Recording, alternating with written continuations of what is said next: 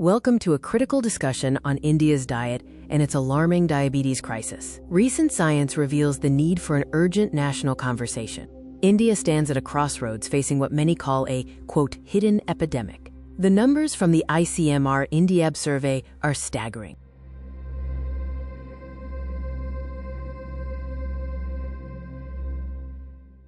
The survey, studying over 18,000 adults, shows that 11.4% of the population has type 2 diabetes, with another 15.3% in a state of prediabetes.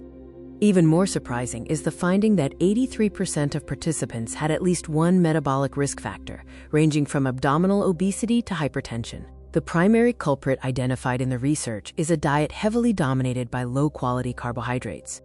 Let's debunk a common assumption.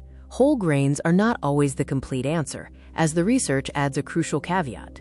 The milling process matters significantly. Fine milling reduces the particle size of grains, fundamentally changing how the body processes them.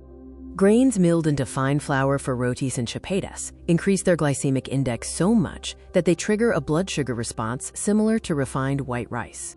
Consequently, a high intake of both refined cereals and milled whole grains was associated with a 14% to 30% higher likelihood of developing diabetes and abdominal obesity. The problem isn't just too many carbs, it's what's missing: protein.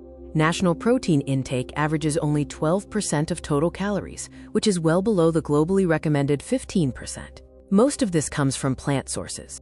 Simultaneously, saturated fat intake exceeds healthy limits in most states, largely due to reliance on ghee in the north and palm or coconut oils in the south.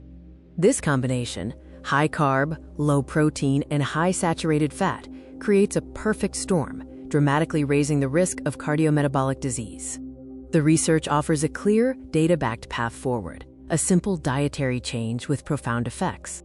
Mathematical modeling showed that replacing just 5% of carbohydrate calories with protein significantly reduces the risk of type 2 diabetes. This protein needs to come from high-quality sources, specifically pulses, legumes, or dairy. Protein quality is just as vital as quantity. The study found that while plant-based protein from pulses was effective, protein from cereals was not.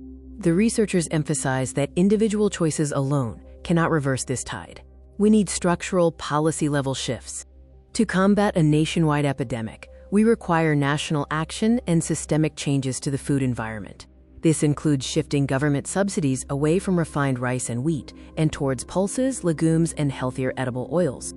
By rethinking the Indian plate and addressing protein inadequacies, we can potentially reverse the tide of this non-communicable disease epidemic.